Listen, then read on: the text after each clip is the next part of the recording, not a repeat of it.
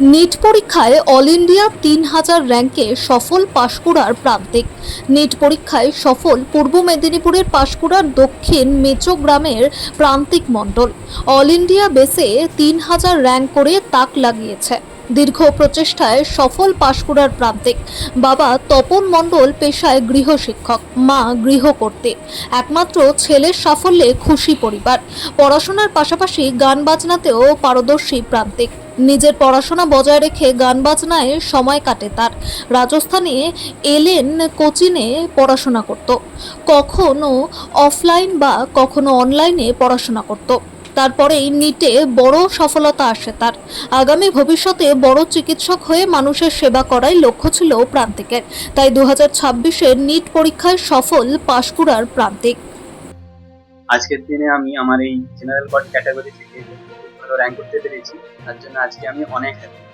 মূল যে টেকনিকটা ছিল সেটা হচ্ছে যে মানে প্রপার ডিসিপ্লিনের থেকে যে প্রত্যেকদিন আমাকে মিনিমাম কিছু ঘন্টা স্টাডি করতেই হবে, তাতে যাই হোক। তো আমি এভারেজে তাই প্রায় 10 থেকে 12 ঘন্টা ডেলি পড়তাম, কখনো কম কখনো বেশি। তো মানে মোটামুটি ডেলি রুটিনে আমার পড়াটা থাকতো। তার সাথে হচ্ছে time to time mock test, টেস্টের অ্যানালাইসিস, আর কি কি ভুল করেছি সেগুলো ঠিক করে দেখি, সেগুলো যেন আর পরে ভুল না হয়, প্লাস সিলি মিস্টেক যেন নিজে থেকে কোনো ভুল না করি, সবকিছু মেনটেন করে আমি আমার জন্য যেটা হচ্ছে কঠিন ছিল সেটা হচ্ছে যে কেমিস্ট্রি সাবজেক্টটা। সেটা আমাকে কি বলে অনেকটা খাটতে হচ্ছিল এর জন্য। তো আমি মানে বায়োলজি আর ফিজিক্সে যে টাইমটা দিতাম, তো প্রায় ওই দুটো মিলে যত টাইম দিতাম প্রায় কেমিস্ট্রি একটা সাবজেক্টে অত টাইম দিয়ে আমাকে করেছিলাম। তো তাতে আমি বেশি করে কোশ্চেন প্র্যাকটিস করেছিলাম, স্যারেদের নোটস ভালো করে পড়েছিলাম, তার সাথে হচ্ছে অনেক কি বলে ডাউট এসেছিল, সেই ডাউটগুলো ভালো করে ক্লিয়ার করেছিলাম। তো ধীরে ধীরে করতে করতে জিনিসটা আমার স্ট্রং হয়েছে। কোচিং নাকি সেলফ স্টাডি কোনটা বেশি সহজ? দুটোই ইম্পর্টেন্ট। একটা হচ্ছে মানে কোচিং এর স্যারেদের কাছে সেই যখন তারা পড়াচ্ছে তখন সেটাকে মন দিয়ে ভালো করে শোনা, আর সেই যখন শুনে ঘরে এসে সেই জিনিসটাকে ভালো করে সেলফ স্টাডি করা, সেটার উপরে কোশ্চেন প্র্যাকটিস করা, সেগুলোকে অ্যানালাইজ করা, এগুলো নিয়ে আমি পরীক্ষার আগে করতে বেশি চাপ নিতাম না। হ্যাঁ, নিটের মতো একটা যখন হাইলি কম্পিটিটিভ এক্সাম থাকবে, বিশেষ করে যদি আপনার জেনারেল ক্যাটাগরি থেকে হয়, তো কম্পিটিশনটা অনেকটাই টাফ হয়ে যায়। তো জিনিসটা হচ্ছে যে আমাকে মানে যতটা সম্ভব কাম থেকে কাজ করতে হয়েছে। হ্যাঁ, মাঝে মাঝে টেনশন তো সবাই হবে, এত বড় এক্সাম তো তাই টেনশন হতো। কিন্তু সেটা কখন কেটে যেত যখন আমি ভালো করে পারফর্ম করছি এক্সামে, যখন ধীরে ধীরে আমার কনফিডেন্স বিল্ড হচ্ছে, আমি যখন মার্কস বেশি করে পাচ্ছি। তারপর যখন মার্কস কমে যাচ্ছিল, আমার ফ্যামিলি থেকে আমাকে অনেক হেল্প করেছে যে কেমন করে মার্কস ইমপ্রুভ করতে হবে, যে আজকে হয়তো কম মার্কস এসেছে, ভালো করে খাট, কালকে নিশ্চয়ই ভালো মার্কস আসবে। তো এরকম করে করে ধীরে ধীরে আমার ভয়টা কেটে গিয়েছে। আমি আমার পুরো কি বলে অনেকটাই ক্রেডিট তাদেরকে দেবো।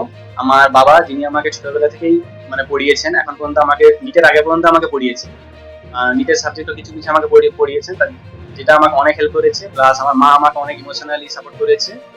তার সাথে হচ্ছে আমার যে কোচিং এর টিচাররা ছিলেন তারা আমাকে অনেক মোটিভেট করতেন এক্সামের জন্য। বাকি আমি যখন বাকি কি বলে ভাই, বন্ধু বান্ধবের সাথে একটু কথা বলে নিজের মাইন্ডকে ফ্রেশ করি।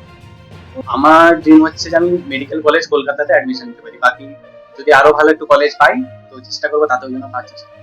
চিকিৎসক হওয়ার স্বপ্ন কেন? আমি এটা যখন আমি ক্লাস 6 এ পড়তাম তখন আমি একটা ডাক্তারের কাছে গিয়েছিলাম। আমার প্রথমে কি বলে মানে ডাক্তার হবে এরকম জিনিসটা ছিল না। তো ধীরে ধীরে আমি বুঝলাম যে ডাক্তারি লাইনটা এরকম যে আমি মানুষকে একদম কি বলে মানে ডাইরেক্ট আমাকে হয়তো কেউ জিজ্ঞেস করলো যে এটা কি সলিউশন হবে, আমি একদম ডাইরেক্ট তাকে সলিউশনটা বলতে পারছি। কেউ হয়তো আমাকে জিজ্ঞেস করলো যে আমার এই অসুবিধা হচ্ছে, আমি কি করে এই জিনিসটাকে দূর করতে পারবো, তো আমি তাকে কি বলে আমাকে জিজ্ঞেস করেছে, আমি অন্য কাউকে কি বলে বলার সমস্যা নেই।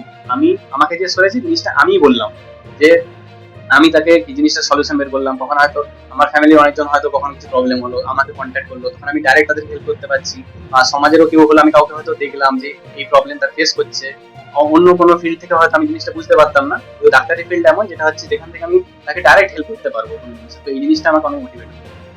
তাদের জন্য একটাই পরামর্শ দেবো যে প্রত্যেকদিন ডিসিপ্লিনের মতো পড়াশোনা করতে থাকো। মাঝে মাঝে এনজয় করাটাও ইম্পর্টেন্ট, না হলে তুমি প্রত্যেকদিন যদি পড়তে থাকো জিনিসটা বোরিং হয়ে যাবে, তো পুরো কন্টিনিউ করতে পারবে না তারপরে। তো ডেইলি পড়াশোনা করো, তার মাঝখানে মাঝখানে নিজেকে রিল্যাক্সও করো, কখনো কখনো বাইরে ঘুরতেও যাও, বন্ধুদের সাথে একটু কথাও বলো, ফ্যামিলির সাথে একটু টাইম স্পেন্ড করো। কিন্তু সাথে সাথে তুমি মিনিমাম যে প্রত্যেকদিন কিছু একটা ঘন্টা তোমাকে পড়তেই হবে। আর সেটা যখন পড়াটা হয়ে যাবে তারপরে তোমরা রিভিশন করবে। রিভিশন করার পরে তোমরা তাতে অনেক কোশ্চেন প্র্যাকটিস করবে, টাইম টু টাইম উইকলি 2-3টা উইকলি। যখন প্রথম প্রথম হবে তখন একটা টেস্ট দেবে, যখন এক্সাম সামনে আসবে তখন উইকলি 3টা টেস্ট করে এরকম করে দিতে থাকবে, তাকে অ্যানালাইজ করবে ভালো করে। আর সবচেয়ে যে কখনো বেশি অতিরিক্ত ভয় পাবে না, তুমি করতে থাকো, জিনিসটা নিশ্চয়ই হবে। আর তার সাথে হচ্ছে তোমাকে কনফিডেন্ট থাকতে হবে যে হ্যাঁ আমি ভালো করে করেছি, আমি নিশ্চয়ই পাবো। এক্সাম হলে খুব একটা বেশি ভয় পাবে না। চেষ্টা করবে যাতে সিলি মিস্টেকটা কম হয়, নিজের টেস্টকে ভালো করে অ্যানালাইজ করবে, কি কি ভুল হচ্ছে দেখবে, উইক পয়েন্ট গুলোকে কভার করবে। তার সাথে যেটা হচ্ছে যে কখনো হাল ছাড়বে না, ঠিক আছে? একবার হয়নি সমস্যা নেই, আমি আগের বারে কিসের জন্য হয়নি সেই জিনিসটাকে পরের বারে যেন না হয়, সেই জিনিসটাকে কভার করে, সেই জিনিসটা যেন পরের বারে যেন না হয়, সেই জিনিসটাকে কভার করে রেখে তুমি পড়ে যাও, নিশ্চয়ই জিনিসটা সফল। আপনার জীবনের অনুপ্রেরণা আমার যেভাবে অনুপ্রেরণা হচ্ছে যে এই ডাক্তারি মানে যে ফিল্ডটা আছে, আমি ডাক্তারকে দেখলে একটা মোটিভেটেড ফিল করি, যে মানে তার একটা পার্সোনালিটি যেটা, সেই জিনিসটা আমি তাদের মধ্যে দেখে অনেক মোটিভেট। আপনার এই সাফল্য দিতে পারবেন?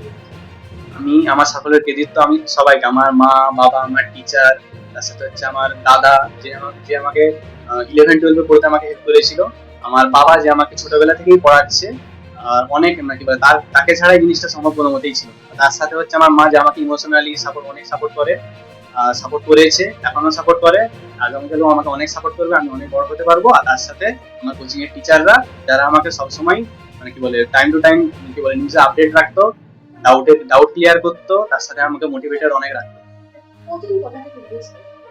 আমি কোচিং হচ্ছে কোটা এলএন থেকে নিয়েছিলাম, তারপরে হচ্ছে অনলাইনের জন্য আমি ক্যারিয়ার উইল থেকে নিয়েছি। পড়াশোনার পাশাপাশি আর হবি কি? পড়াশোনার পাশাপাশি আমি গান করতাম, ছোটবেলায় একটু গিটারও করতাম, তখন গানটা মেজর ছিল।